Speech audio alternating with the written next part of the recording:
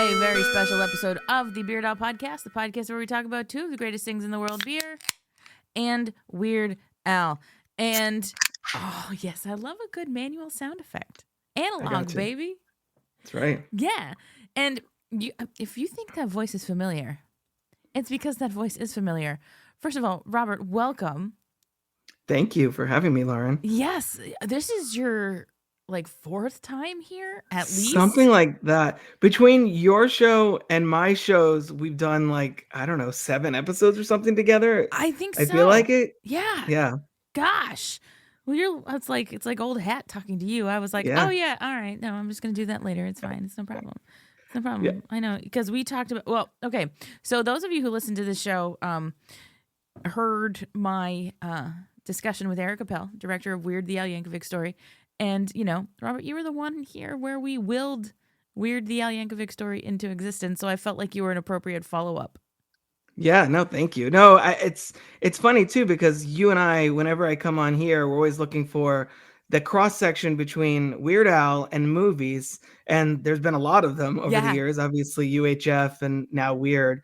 But it's also a lot of web content that kind of just leads into the world of film. So discussing the then fake trailer for Weird the Al Yankovic Story was just kind of a natural fit. Yes, and I love that it became real. So before we dive too deep into any of this, right here at the beginning, folks, you know him, you've heard him here.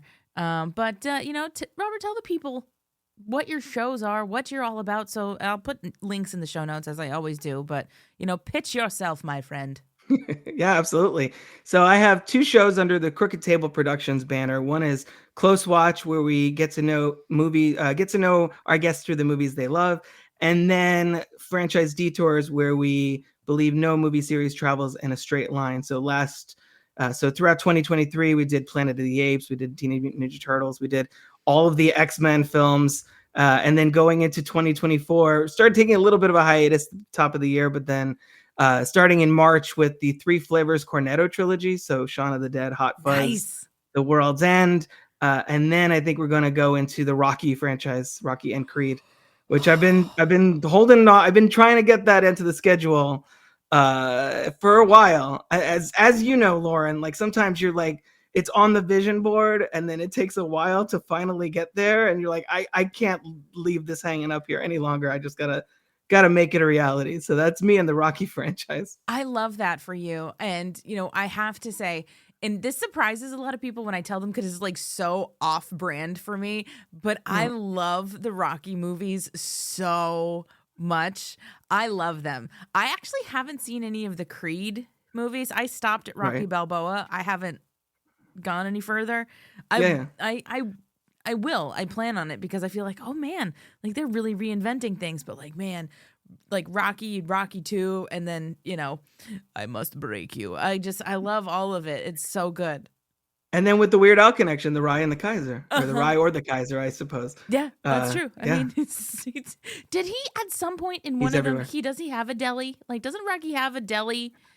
He has an Italian restaurant, I think. It's close enough. Rocky Balboa in the 6th one. Yeah. And then into Creed, I believe. Yeah. So, Weird Al, psychic.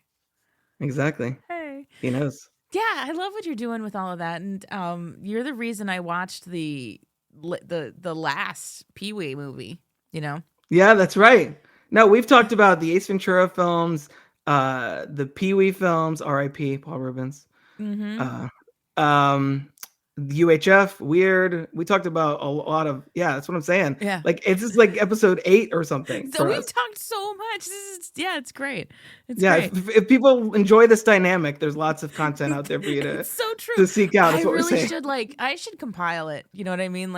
Have a page on my website. Like this. I should do it. People do that. I am just not organized enough to do it.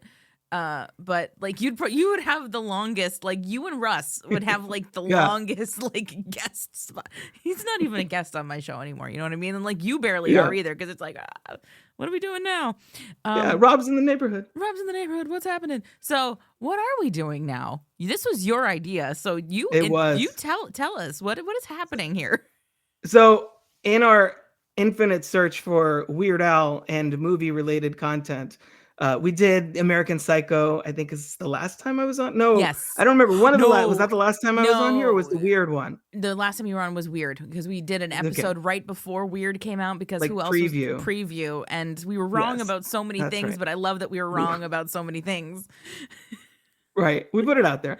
Um, in the sequel, maybe weirder. Yeah. Yeah, they'll make it happen. Maybe. Bring him back from the Um, dead. They teased yeah, it. It could they happen. tease it. They did tease it. I feel like Roku Channel got enough of a response from it Mm-hmm. that they might. I'm sure they're talking to Al about doing something else. Let's hope so. So yeah, so we talked about the American Psycho thing. So I was like, well, what else is there that would be a similar sort of approach of Weird Al kind of injecting himself in film. It's something that would give us an opportunity to talk for an hour about a like 4-minute video I clip on know. the internet. How do We we haven't do it? made that. And so I came up with Weird Al Gets Whiplashed. And so for people that are not familiar with this is was College Humor. College Humor is now apparently, I discovered, the channel is called Dropout. So they rebranded a few years ago, and I was completely unaware of that. Oh, interesting. I mean, it's a clever rebranding. Yeah, exactly. So it was a College Humor sketch from 2015, February 2015. So like right before the Academy, right before J.K. Simmons won the Oscar, like a couple weeks later, Mm-hmm. which Al sort of ribs him about in the video. And it puts Al in the midst of what basically stitches together a couple scenes from the movie Whiplash, one with Miles Teller and then one with another classmate. And yeah, it's what's funny about it is it works as like a movie parody, sort of a timely Oscars kind of commentary, also a promotion for the Mandatory World Tour, Yes. which I'd forgotten that it was just essentially a commercial for that. Have you seen this before? What was your thoughts initially? And here's the thing, and this is why I love doing this kind of thing, because I had not seen it before, and I'm remiss. I just saw you take a sip of your beer. I did. What are you drinking? So I have Florida Avenue Brewing Company, and I was trying to find something on theme. The closest I found at Publix this morning was Passion of the Heights. This whole Whiplash is all about following your passions. What are you willing to do to achieve them, essentially? So I have a tropical wheat ale, and it's nice. It's pretty sweet. This is not the first one I've had this evening, I will confess. That's okay. It goes down really nice and smooth. So definitely worth checking out if people have Florida Avenue Brewing Company in their local store. I've had Florida Avenue Brewing Company stuff before. Yeah, they do good work there. And I just for the record, I did not go on theme with what we're talking about. I kind of went on theme with the time of year that it is, and I'm Nice. drinking a Mad Elf from Trogs. It's my holiday beer, and I like having it on the show. It's a good beer for me to have on the show. It's a holiday ale brewed with cherries and honey from Trogs Brewing. Nice. And I'm Sounds wearing good. my Mad Elf t-shirt actually right now too. I see. I'm just all festive. You're off. Yeah, you really are. I Christmas know. at Ground Zero. I am Christmas at Ground Zero. I'm like this. I'm patient. I'm patient zero for Christmas this year. Anyway, sorry. I was like, I needed to make sure we got to that. Yeah, of course. Because you were kind enough to actually have a beer, which, Yeah. some of my guests, I don't hold any grudges. They don't. But I like that you always do. I can count on you for that. Thanks. Yeah. See, that's why you come back so much. Yeah, sure, whatever works, Lauren. Right. Thank you. I'm committed to the premise of your show, Thank I guess. you. Yes. More than other guests. No knock on them, but just a little. No knock, because I get that the premise of my show goes against how some people live, but that's okay. Right. You commit to my bit, and I appreciate it. But welcome. back to your point, I had not seen this, and that's one thing that I love. I missed this somehow in the onslaught of stuff that was occurring around the time that the Mandatory Fun and then the Mandatory World Tour was happening. I just didn't see this, and I think part of it is because, again, full disclosure, I haven't seen Whiplashed the movie. Right. I haven't seen it. I got enough, like, I know enough about the premise of it, like, because I think I watched the Oscars that year, so I saw, like, the little clip about what the movie is about and all this, that, and the other. I was like, oh, okay, I get it. I was in band, and this is just intense band, I understand. Yeah. Okay. Okay, I get it. I get it. And so there might be nuance that I'm missing, but I think they did a fabulous job with this clip. Yeah, yeah, yeah. It's funny too because I feel like I don't correct me if I'm wrong, but I feel like this is not a form of parody that's often done. Like if you remember back in the day, whenever Billy Crystal hosted the Oscars, they put him in the nominated films and like a montage at the beginning. Yes. Or the MTV Movie Awards were notorious for doing this. There's so many great parodies of movies combining like Will Ferrell with Keanu Reeves for like a Matrix Reloaded thing, or the Mission Impossible with Tom Cruise and Ben Stiller. Like it was so much of like combining footage happening back in the day. I feel like that is kind of a little bit of a lost art form. Mm-hmm. Oh, it absolutely is. And, I like that you brought that up because, like, this kind of art of parody has deep roots in two places, right? In the Oscar stuff that you're mentioning, and then also in those Al TV interviews where it's real footage that he's inserting himself into to create this new thing, right? And so this is very much that, but with a movie. And I'm like, oh, okay, I understand what's occurring here. This is fabulous. Yeah. So there's so many times I've fallen down the Al TV rabbit hole on YouTube just watching random ones.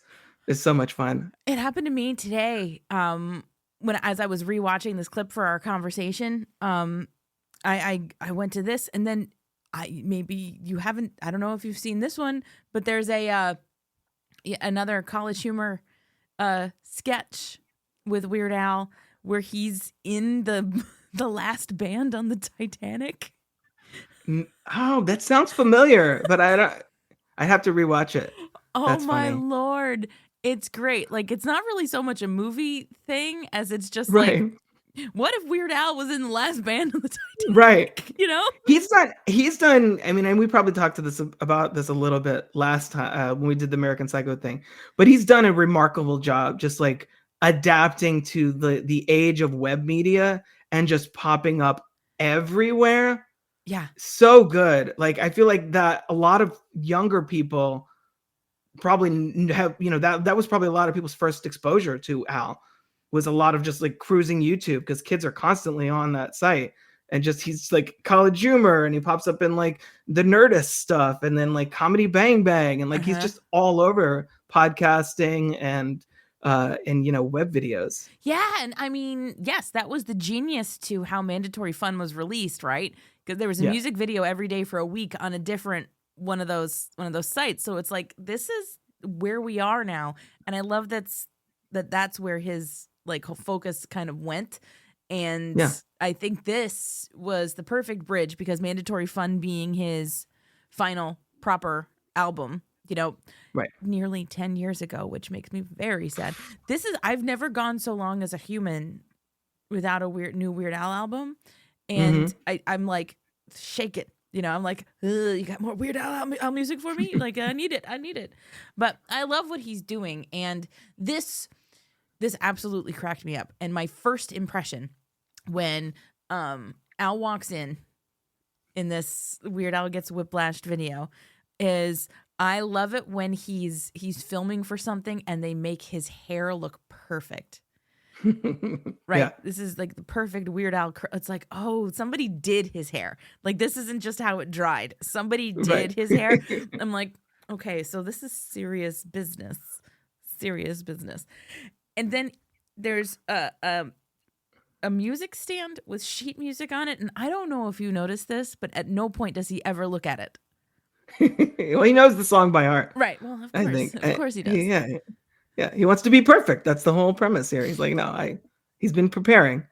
Weird Al is nothing if not well prepared. That's true. There's nothing. I think why we've probably said this on the show like countless times before, like Weird Al doesn't half-ass anything. So like even the premise behind this Weird Al Gets Whiplashed like makes some sort of sense. Right. Because it's like you could see him wanting to try harder at something. I heard tell like at some point, like early in his career, at some point in the 80s, one of his backup singers on the In3D album, Lisa Popeil, sister of, yeah, she's famously of the Popeils, and she's like a vocal coach, and she actually gave Weird Al like vocal lessons on how to like protect his instrument. So you can kind of tell like there's he gets technically better at singing, Yeah. and because he tried. And so then you could tell like this is like, oh, this is the tour to support my final album. I need to be really good at this. Yeah. And so I'm like, okay, I buy the premise. I understand the premise. But man, like I guess without the context of Whiplashed, which again, I don't even know if I want to. Okay, you've seen Yeah. it. I'm Yeah. sure. Yes. Yeah. Yeah. What about it? What do you need to know, Lauren? I guess I don't like. Part of me wants to watch it, but part of me is also like, I think I get it. Yeah. Like, is it? This is way less intense. Like Weird Al, like there's a whole slapping sequence that happens with the teacher slapping the student. And like I said, this is two different scenes sort of stitched together. J.K. Simmons, the black T-shirt, that's kind of his look in the movie for a lot of it. So there's a scene with Miles Teller where he's having him play, and that's were you rushing or were you dragging? Like he starts smacking him in the face, and he's like, 1, 2, 3, psh, 1, 2, 3, psh. Like, was I rushing or was I dragging? He's like, dragging. He's like, so you do know the difference, and he yells at him. Oh wow! And there's that scene, and there's another scene where he has everyone play, and somebody is out of tune. That's where he has that line where he asks Weird Al, he's like, do you think you're in tune? And he's like, yeah, I think I sound pretty awesome. Yeah. If awesome's not your thing, which was great. And he ends up calling out this like, kind of a bigger guy, and he's looking down at his feet, and that's where the Mars bars line comes in. Oh. Of course, Weird Al literalizes that. It's like, oh yeah, there's a Mars bars down here. You gotta keep your blood sugar up. Which again was hilarious. And then tells him to leave. And it turns out that the student that he had leave the classroom wasn't even the one that was out of tune, but he thought he was. So he didn't know the difference. So it's like a whole, it's a whole, the premise of the movie is, if you're because what ends up coming to light is that his teaching method is that extreme because that's how he thinks he brings the talent to its maximum potential. So he's trying to push the Miles Teller character to greatness, and then in the final sequence he basically sort of achieves that, and it kind of leaves you with, well, was it worth it? It's the whole I know you and Russ a lot of Michael Jackson love over there. It's like Joe Jackson, not a really great father, but look, he created Michael Jackson and the Jackson 5. So it's like, I don't condone your parenting, but I guess it gets results, question mark, Yeah, okay. That makes so sense. It's kind of that mindset, I think, a little bit behind Whiplash. Huh. Okay. And that's really helpful. That's really helpful context. Yeah. I mean, I probably should have watched the movie, but then again, I was like, am I gonna like commit to watching a whole movie to talk about a 4-minute clip? Probably Right. not. I'm here for the Weird Al of it all, and I was like, I got a movie guy on here. You can get me up to speed. Yeah, there you go. That's could be part of our conversation. But yeah, okay. So like, because I was getting vibes of that because Right. as like the Al is playing and as he's going, there's blood on the accordion keys. And I was like, oh, okay, I get this is alluding to the fact that this is super duper intense. And in the movie, when Miles Teller's character is playing the drums, like his hands are bleeding like onto the, like that's direct reference to something from the film because he's practicing that much.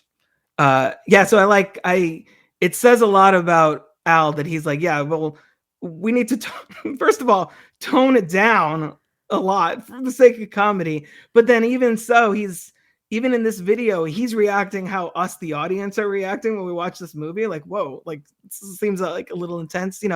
Al is a man of the people, so he's essentially the audience surrogate kind of in the video, which I thought was fun as well. Yeah, that's a good point. Because he's always there. Like, I'm gonna say a thing. Weird Al is always Weird Al. Like, he's not like a great like nuanced actor. He does what he does. Yeah. Okay. And that's fine because there's so much in this where he's just like, what? Just being Weird Al and doing things. And I'm like, okay, this is okay.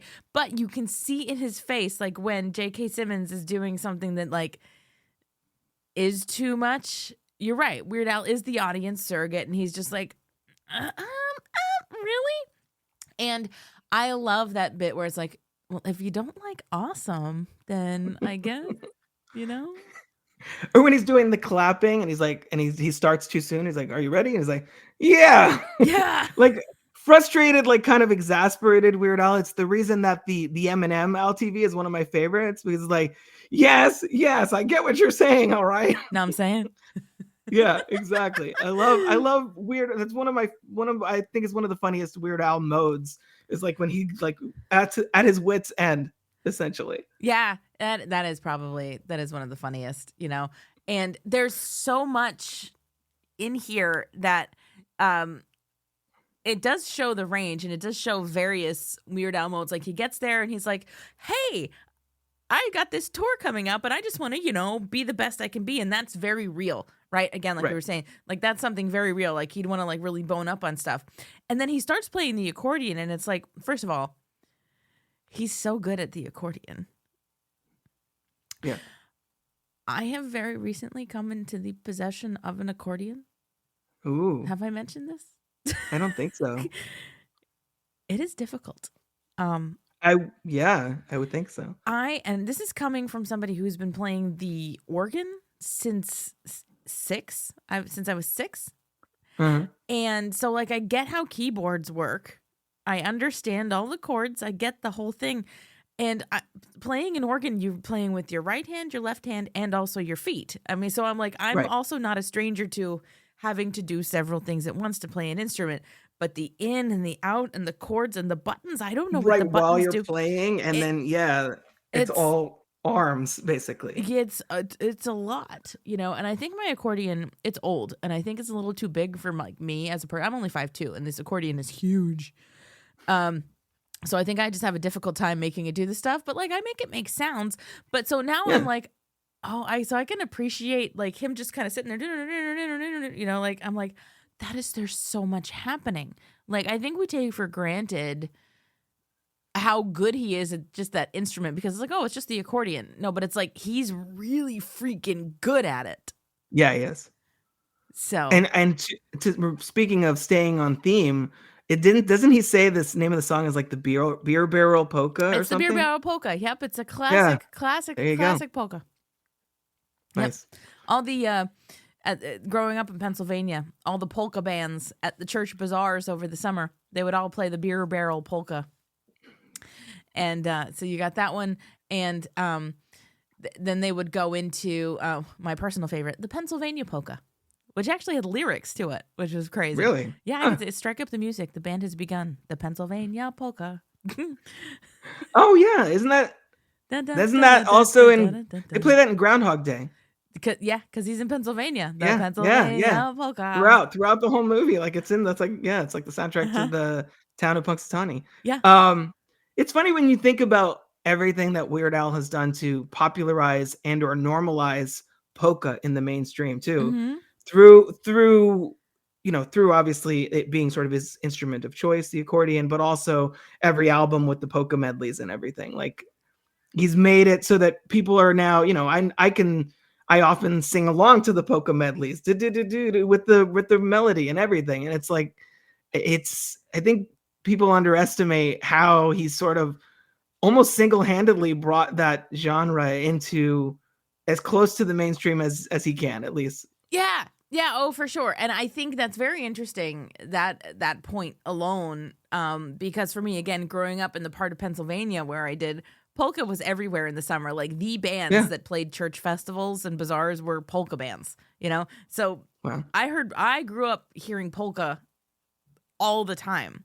You know, our local public TV station, our PBS affiliate, had like the polka hour every week. You know, it was the polka was a thing. Which is why so many people think that Weird Al is from either Pennsylvania or Ohio because of how polka he is, right? It's like, no, No, he's from California. This is a Straight whole out of Linwood. straight It's an album title. Yeah, it's a whole different thing. But yes, and I could just be by virtue of growing up where I did and with the background that I have, but like polka is such an inherently joyful form of music. Like there's no sad polkas. Like, correct me if I'm wrong, people. Is there a sad polka? And if there is, does it sound sad, or are the lyrics just sad? Because if the lyrics are just sad, then it's not really sad. Because I mean, I think the saddest polka I can think of is "In Heaven There Is No Beer." That's pretty sad. And that's why we drink it here. I'm gonna take a sip right now in memoriam of that heaven where there's no beer. There is no beer. That's why we drink it here. Yeah, polka's great. We're gonna be right back after you need that. That's it. I'm Richie, aka Midnight Agent Raw. I'm Devin, aka Special Delivery Dev. We're the Super Media Bros podcast. And each week, we give a comedically informative take on movies, Music, television, pro wrestling, and much more. Check us out at supermediabrospodcast.com, Apple Podcasts, Spotify, or anywhere else that you can listen to podcasts. Shades on. We're off. I'm literally staring. I have a vinyl copy of Frankie Yankovic and his Yanks. It's Polka Night. And it's sitting right across the room. Nice. It's delightful. Yes. So he's playing this polka, and the rushing and dragging and the rushing and dragging. He's rushing every time. Yeah. And I think that's delightful. And so that gets us to frustrated Weird Al, right? Because he's like, right. I know the best what I'm Al. doing. It's the best Al. So, like, do you have you've got the Eminem interview, right? Do you have like other than this or that, like a favorite frustrated Weird Al moment that you can think of? If not, if you can't, it's okay. I'm literally putting you on the spot, so I'm gonna vamp a little bit while you think about frustrated Weird Al. Because there's definitely some frustrated Al in UHF, isn't there? Like a couple moments where he's just like, when the ratings are down on the network or something, like where he's just like, forget it, that kind of thing. Like what he got, yeah. That's a great one. That's absolutely when his voice reaches that like that higher pitch, like what are we doing? Like that kind of like I love it. Yeah, I love it. Mm-hmm. Every episode of the Weird Al Show has a moment of that. Because like that's the whole point. Like that's the trajectory of it. It's like, okay, here he is. Oh no, Weird Al screwed up. He's frustrated about it. How do we resolve it? Like that's every episode of the Weird Al Show. So yeah, I like frustrated Weird Al quite a bit. Do you have a particular moment of frustrated Weird Al? I mean, I think the origin of frustrated Weird Al for me, anyway, is not even like a video thing. The first time we get it like vocally, outside of the debut album, which has a lot of it, but the first time we get it in like its purest form is on the song Mr. Popeil. Oh no, how am I gonna make my old vinyl car top look like new? Like that's where it starts for me, is there in that song, because that is kind of the level of what Weird Al frustration is, right? Yeah. It's never super serious. Like it's never a huge problem. It's like, that's what it is. And it's like, how am I going to make my old vinyl car top look like new? I actually had the good fortune to say that line out loud like 2 weeks ago. Russ and I were in like the parking lot, and there was a really old Cadillac with like a really like burnt out vinyl car top, and I'm like, oh no, how am I gonna make my old... How often does an opportunity like that present itself? Like, come on. Never. And I was just you seized it. The satisfaction you must have felt in that moment. I was so pleased, and to have a husband who like understood what I was saying in that moment, I was like, this is how it's supposed to be. You get it. I don't have to like, oh, that's a line from a Weird Al song. I didn't have to explain it to anybody with me. I was like, no, you know exactly what all I had to do was make sure he saw the car. That was it. Right. That was it. One that I did think of is in the Fat video. When the guy's like, ding dong, man, ding dong, yo. He's like, you ain't fat. Like, you ain't fat, you ain't nothing. You ain't nothing. That moment. I love that. And I think we're realizing that that's sort of the frustrated / angry Al. That's like as far as it goes. So putting him up against somebody who is like scary, angry, I think is kind of the juxtaposition is where the comedy lies here. Absolutely. Because I can't really think of a moment in much Weird Al media, like in all the Weird Al media that he has, where he's ever like truly, truly angry, outside of course, his turn as a villain in the critically acclaimed, it's not critically acclaimed, in the terrible film, the soccer football movie that was on Netflix, which I secretly love a little bit. I think is great. Because it's terrible. Like, it's one of those things, like, this is so bad, it's great, you know? Yeah. And I love that it came out on the heels of Weird, the Al Yankovic story. I'm like... He's like, I'm also in this other thing. Yeah, he had the opportunity in, like, a week and a half later to be like, oh, you thought I was done putting out movies, huh? You know? So he got to do the thing. But he's, like, literally the villain in that. And I remember telling my brother, I was like, hey, you got to watch this movie. Weird Al voices the villain. And I didn't tell him that Weird Al was the villain. And then I get a text out. He's like, you didn't tell me that Weird Al was the villain. And I was like, I know, right? How do you feel? He's like, I don't know how to feel about this. I'm like, there's no good way to feel about that. Because it's not right. In the film, he is Weird Al. Yeah. Wow. Yeah. Oh, dude, you got to watch it. It's on Netflix. I can't imagine a world where Weird Al is the villain. That just makes me sad. And it's so weird. It's so strange. They have like actual like soccer players and voicing actual soccer players in this. And it's called the Soccer Football Movie. Like, it's so dumb. It's so dumb. I think you know what? I think the next time you come back, I've already talked about this movie on this show, but I think enough time has passed where I need to have like a movie guy come on to talk about it with me, because I talked about it with Nathan Rabin, who's my Weird Al guy. Yeah. You're my movie guy. And it's going to be a completely different conversation. Because it's got one of my favorite Weird Al lines in it ever. So he's this villain and he's trying to escape a situation, and his accordion, apparently he's rigged to like get him out of places. So he shouts grappling accordion instead of grappling hook. And I'm like, sometimes I'll say that when I want to like gracefully exit something. I'm like grappling accordion, and I leave. Oh my gosh. I know, we're kind of, this is derailing in the best way though. Yeah, we normally do that. Yeah, it's delightful. No, he low-key has like an interesting filmography. Like if you were to go, because I was even thinking earlier today, I'm like, man, what is going to be the next Weird Al meets the movies thing we would talk about? And I'm like, well, he has cameos in all 3 Naked Gun movies. He's one of them not as himself. Yes, one of them he's like the it's like a criminal like holding up the police station and gets hit by the door, I think, when Frank Drebin's coming in. He has a cameo in the Lonely Island movie, which is a whole other like feels like a passing of the torch kind of acknowledgement of like, hey, he's like created this genre essentially of comedy music in the modern context. He pops up at Spy Hard is another one. Oh like, my god, there's a lot of movie stuff. I haven't touched Spy Hard on the show at all. Like, there you go. I haven't done the song or the movie. And we might have to earmark that for future reference. I think we're going to have to. Like I said, you're my movie guy. And nobody's really approached me saying that I really want to talk about Spy Hard. I'm like, so we can. It's all good. It's all good. It's there. Like I said, I haven't even talked about the song because it's not on our quote official list because it's not on an album. Right. No, it's not. Was it ever released on an album, like a box set or like anything like that? Not that I recall.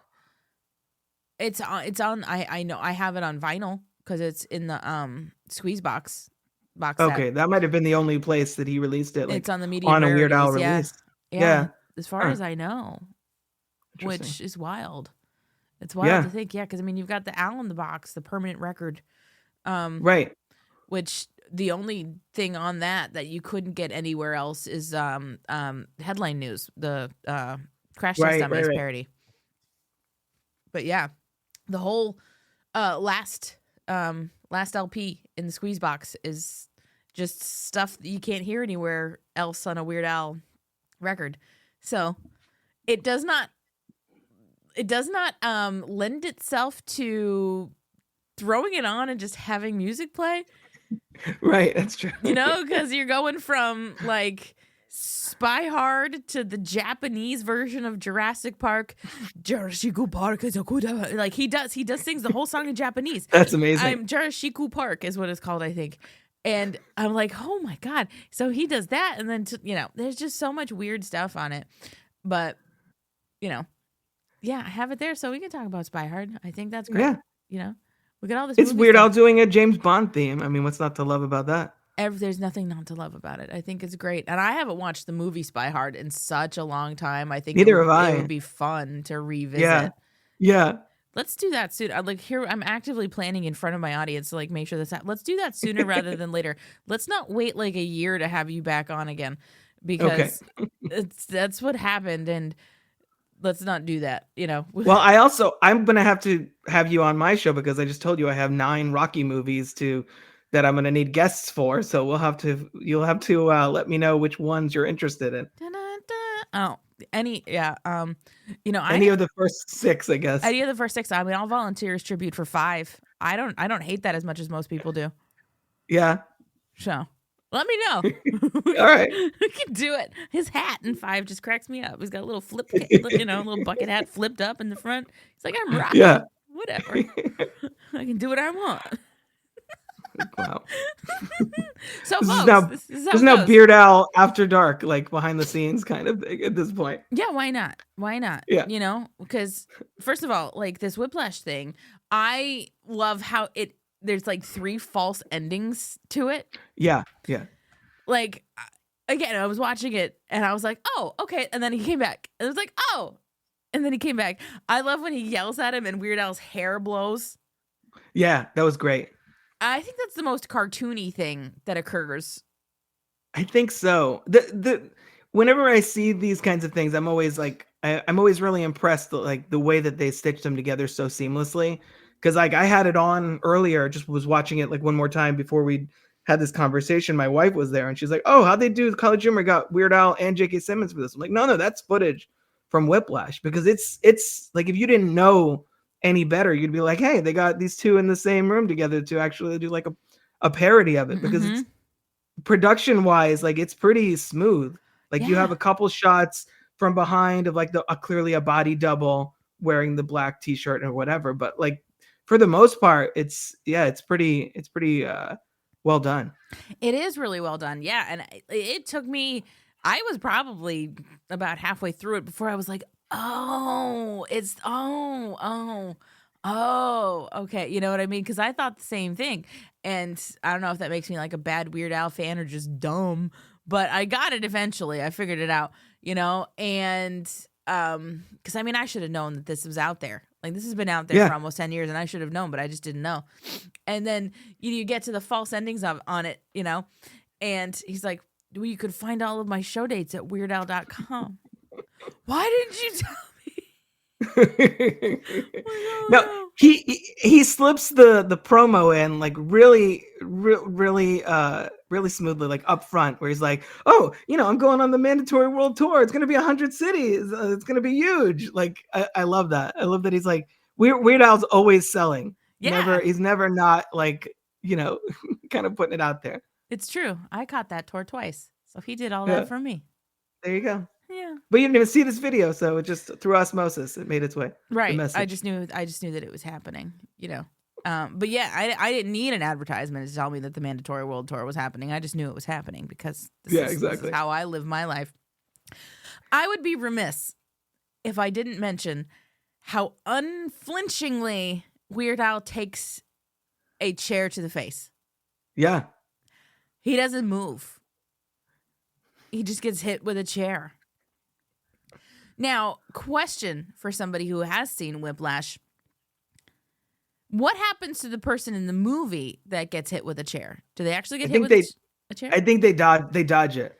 They kind of duck like that. Yeah. Okay. So the chair gets thrown at them, but they don't actually get hit with it. Whereas Weird Al protects the accordion and gets hit with a chair. You notice that, like, instinctively his arms cover maybe like the bottom half of his face and the accordion. Like, that's what gets protected. And I'm like, that's the Weird Al I know, protecting that accordion. I almost feel like that isn't even like part of the bit. It's just Weird Al getting like a prop chair thrown at him, but being like, but I don't scratch my instrument though while we're doing this. Like, Right. I just said I'm doing 100 cities. I'm gonna need this. Like, this is my actual accordion. It's not a prop. They're not cheap either. Yeah, exactly. It's also Al seemingly manifests the J.K. Simmons Oscar win in the way that we manifested Weird the Al Yankovic story. He's psychic. We've mentioned this, right? Like, he's predicted so many things. He's predicted the fact that we're pretty close to Rocky 13. Yeah, well, right? Yeah, I think, well, they just announced recently that Michael B. Jordan is coming back for Creed 4, which would be Rocky 10. So we're close. We're getting there. We're so Another close. few years. Get Weird Al to do the theme song on Rocky 13. I think bring it full circle. That has to actually happen, I think. And the fact that, the Rocky character has like, he's in food service. Yeah. I'm like, I'll take that. That's close enough for me, And the fact that we willed the movie into existence, and like, there's the psychic energy is real. Weird Al definitely was like, because you're looking for an Oscar, like, probably. Yeah, kind of. Probably. Don't you love how the yellow M&M won an Oscar? Yeah, I know. Weird.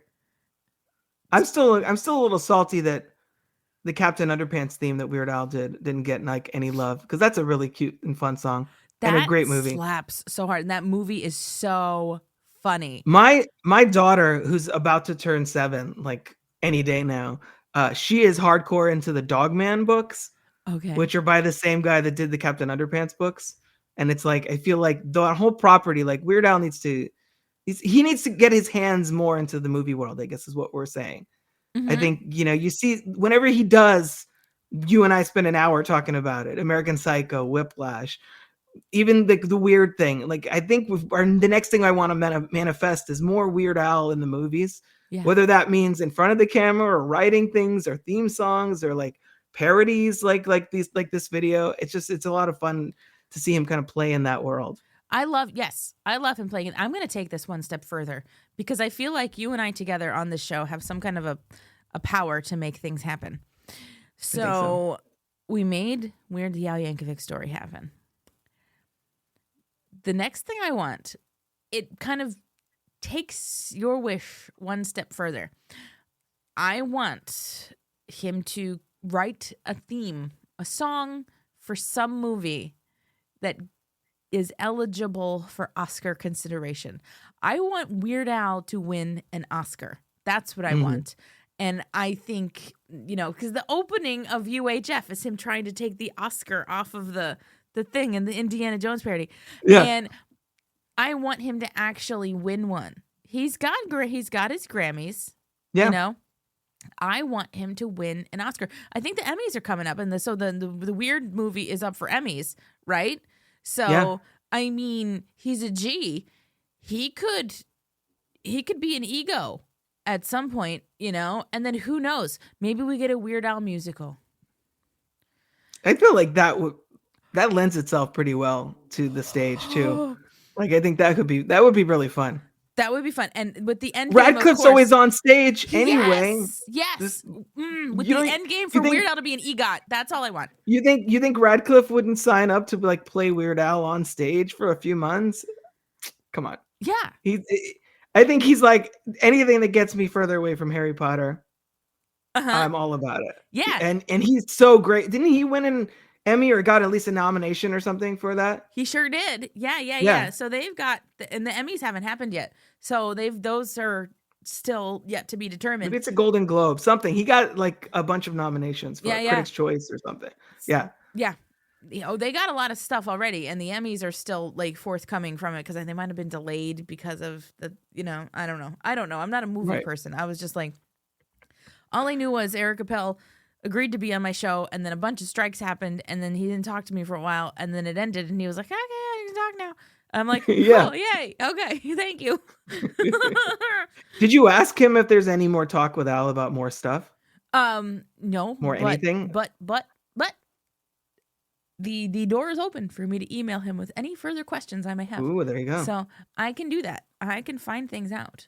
I can ask. There you go. You have a connection now. I do, which is crazy pants.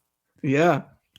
If you had asked the Lauren that existed on this planet like even 4 years ago if any of this would happen, I'd be like, no, you're silly. This is what? No, Weird Al's not going to know who I am. I'm not going to talk to somebody who directed his movie. No. What? There's a Weird Al movie? That's what the I was going to say, first he's going to have another movie. Yeah. 4 year ago, Lauren would say, I'm like, no, none of this would happen. But like, no. So follow your dreams, kids. Meet your heroes. Al makes magic happen. That's true. Weird Al makes it, and he's psychic. I firmly believe. We're having such a good time. Yeah. So, well, it's the holiday season. Sure is. It sure is. And I don't know. You got anything fun planned for the holidays? What's your favorite Christmas movie? I have to pick one. That's interesting. No, you don't have to pick one. If you have I love the animated. Are we talking about specials also? Can I yeah, pick like one of these? and what's the thing that you like to watch for the holiday? I love the animated Grinch from back in the day. Okay. I also really love the Rudolph the Red-Nosed Reindeer Well, who doesn't? special from. Yeah. It's just so weird. Appropriately enough for this show. Yeah. It's so random. You're like, there is so much LSD or whatever that was going on behind the scenes in the create. And then, man, there's an island, man, where all the misfit toys live. And their king is like a lion with wings, man. His name is Moon Racer. It's just so weird. strange. And it's this wants to be a dentist. I want to be a dentist. What's the squarest job you could ask for? Yeah. You know? Oh my God, I love it. A misfit. I am not just a nitwit. Yeah, it's fun. You watch that now, especially like Santa is such a jerk to Rudolph. Yeah. And then like all the 1960s misogyny, the way you're like, oh no, they leave the women behind because this is man's work and things like that. I'm like, geez, what a relic of its time, but at the same time, sort of timeless in some ways because such a curio from that era of like claymation specials. I love that so much. It's gotta great. watch it. I love when they put the nose cover on Rudolph and he can't talk right for a little It's while. not very comfortable. It's not very comfortable. It's very funny. I like The Year Without a Santa Claus. If we're talking about that, That's a good one too. That's that whole like genre of Christmas special. I like that one quite a bit. Yeah. I got the soundtrack to Charlie Brown Christmas on vinyl, and we listened to that while we were putting up the tree. That is some Nice. smooth jazz. It is. It is. The Vince Gilardi trio. Some smooth jazz. Whenever they sing to the Peanuts, they're just like, all you see is the mouth. Their head goes all the way like unnaturally back. Yeah. Or I always love the dance moves. There's like that one that just kind of goes side to side, and then one is just like this. So fun. Flailing the arms in the air. Yeah. Oh, it's so much fun. I love that. I love it too. Also, a lot of, I'm the movie guy and I'm bringing up all these specials, but the Pee-wee's Playhouse Christmas special I grew up with so much as a kid. Uh-huh. My mom and I still now every once in a while, we'll try and watch it most holiday seasons because I was, as we talked about on my show, I was a huge Pee-wee guy, so that was constantly in rotation as well. That's delightful. Yes, yeah, that was a good answer. I mean, you're making basically, it's like, yeah, all the stuff you watch as a kid is still totally valid. Pretty much, yeah. I am a big proponent of I won't watch the full 24-hour marathon, but I do like to catch A Christmas Story at least once on Christmas Day. Of course. Love that so much. And I'm a big Christmas Vacation person. I think the whole thing is funny. I've got 2 Christmas Vacation Roosevelt's holiday shirts. Like they're just nice. like it's ridiculous.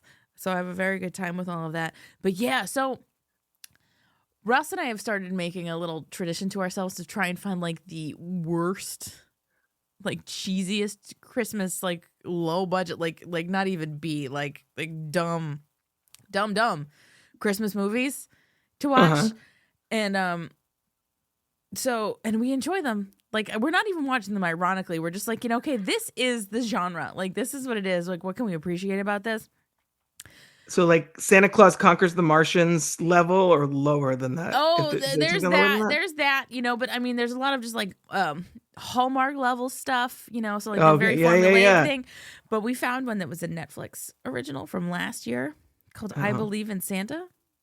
Uh-huh.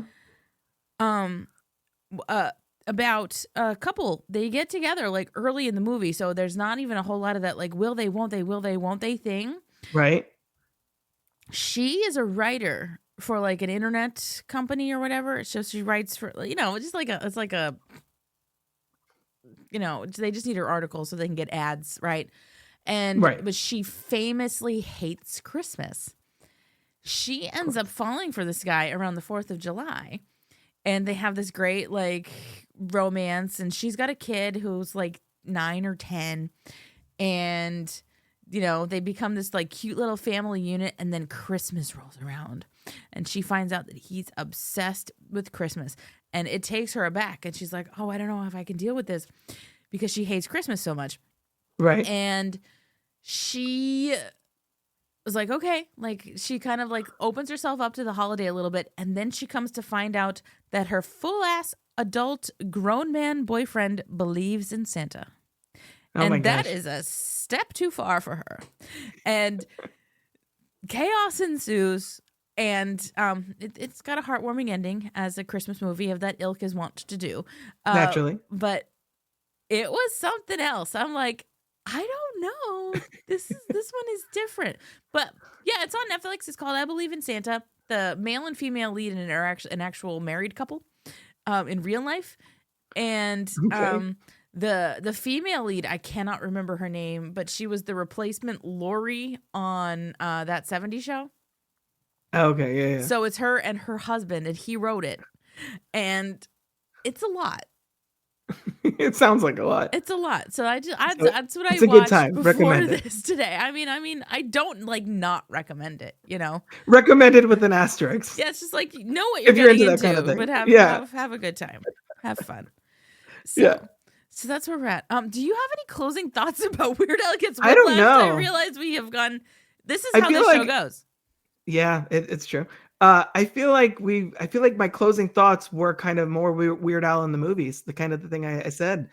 I think just more of the why we got this and not one like this every year from him is, I wonder. I question that. He just needs to do. This should be his tour promos. Should just be him putting himself in a popular movie and just interacting and slipping, his tour dates in there.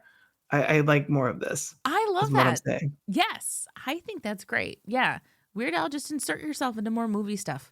It Yeah. makes people happy. Yeah. We want it. I'm We kind need of it. surprised too, because he has, speaking of Christmas and the holiday season, he's got obviously Christmas at Ground Zero, The Night Santa Went Crazy. Like, I think I brought this up on a previous episode. Why don't we have like a 30-minute animated like comedy thing based around one of those songs? We should. Like, let's just go for it. I think we should. I don't know. Yeah. Yeah. So we're manifesting a lot here tonight. And I realize we're asking probably a lot of the universe and the Christmas spirits. And If Weird only Al. one of us had the email address of a director who knows Weird Al and could facilitate these things. See, now from now on, people are going to think we're not manifesting it. They're going to think you're like edging for a producer credit on some of the stuff. No. Gosh, I hadn't even thought of that. My dumb ideas now have somewhere to go. Yeah, there you go. You're like Eric, by the way. I was thinking. So I was Yeah. thinking, how about that would be great. That would be Throw great. Rob and I a story credit, whatever. Whatever. I'll take it. I just need to know. Oh, this is delightful. I really want like a claymation, like the stop motion animation, like the Night In Santa the Went style Crazy. of the Year Without a Rudolph. Santa Claus and Rudolph. And yeah. That's what I That'd be want. amazing. Oh my god, that would be the best gift ever. Yeah, let's do it. Let's make it happen. Okay, I'll see what I can do. Eric, if you're listening. Yeah, I don't know. He was just on. Is he going to listen to the one that came right after him? Who knows? But here we go. Anyhow, Robert, thank you again for being on the show. Anytime, Lauren. This was Thanks so for much having fun. I'm going to put in the notes for this the link to the Weird Al Gets Whiplashed YouTube video. So if you want some kind of a baseline for what we were supposed to be talking about we talked a good chunk about it. Like we did. It's 4 minutes. We gave it most of the time. Yeah. Yeah, we did good. And then it's the holiday season, so we got a little Christmassy. What are you gonna do? Exactly. And That's how it happens. that is how it goes. So I think that's it. I think this is we're done. Hooray! So for all of us here at the Beard Out Podcast, enjoy your holiday season. We're gonna keep getting Christmassy around these parts. But Robert, again, thank you very much. Absolutely, Lauren. Please don't throw that chair at my head, whatever you do. I won't. Okay. I don't need an Oscar. All right. Bye.